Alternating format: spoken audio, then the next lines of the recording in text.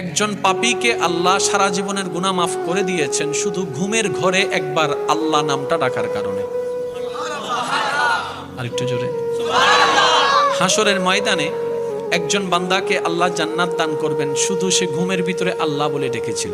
তো ফেরেশতা জিজ্ঞেস করবে, ইয়া রাব্বে করিম, সে তো যে আমলটার কারণে তুমি তাকে জান্নাত দিচ্ছ, এত গুনার উপর ভারী করে যে নেক আমলটাকে বানিয়েছো তুমি, আল্লাহ সেই আমলটা হচ্ছে তোমার নাম ডেকেছে, আর তোমার নামটা তো সে স্ব ইচ্ছায় ডাকেনি, ঘুমের মধ্যে ডেকেছে, ঘুমের মধ্যে ডেকেছে, ঘুমের ঘরে ডেকেছে। রব বলে, যেভাবেই ডাকো নাম তো আমারটাই ডেকেছে,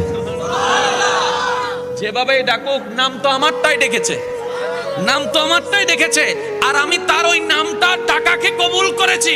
ও ফেরেশতা, এক পাল্লায় সেই নামটার ওজন রাখো, আরেক পাল্লা তার সারা জীবনের গুনাহকে রাখো। সেই দিন হাসরের ময়দানে ওই একটা নাম ডাকাটাই ভারী হয়ে যাবে। সুবহানাল্লাহ।